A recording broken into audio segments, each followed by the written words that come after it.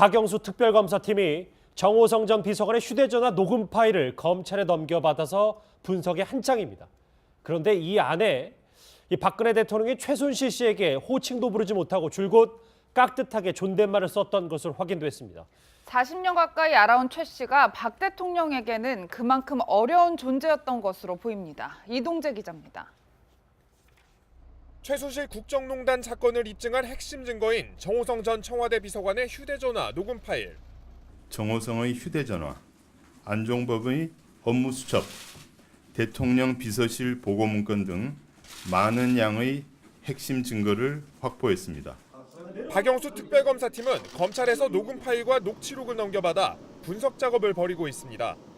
그런데 녹음된 모든 파일에서 박 대통령이 최순실 씨를 깍듯이 예우한 정황이 드러났습니다.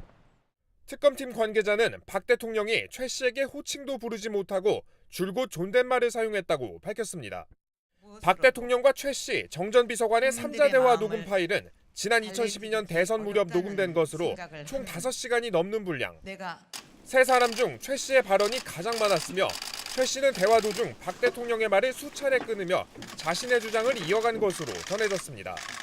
박 대통령은 유경수 여사 사망 다음해인 1975년부터 최태민 씨 일가와 인연을 맺어 4살 어린 최순실 씨와 40여 년을 알아온 사이.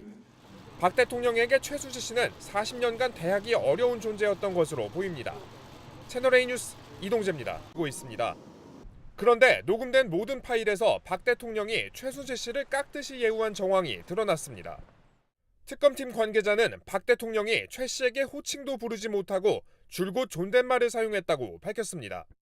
박 대통령과 박영수 특별검사팀이 정호성 전 비서관의 휴대전화 녹음 파일을 검찰에 넘겨받아서 분석에 한창입니다. 그런데 이 안에 박근혜 대통령이 최순실 씨에게 호칭도 부르지 못하고 줄곧 깍듯하게 존댓말을 썼던 것으로 확인됐습니다.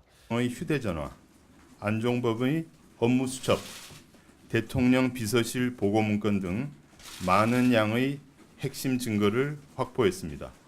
박영수 특별검사팀은 검찰에서 녹음 파일과 녹취록을 넘겨받아 분석 작업을 벌이고 최 씨, 정 전 비서관의 3자 대화 녹음 파일은 지난 2012년 대선 무렵 녹음된 것으로 총 5시간이 넘는 분량. 세 사람 중 최 씨의 발언이 가장 많았으며 최 씨는 대화 도중 박 대통령의 말을 수차례 끊으며 자신의 주장을 이어간 것으로 40년 가까이 알아온 최 씨가 박 대통령에게는 그만큼 어려운 존재였던 것으로 보입니다. 이동재 기자입니다.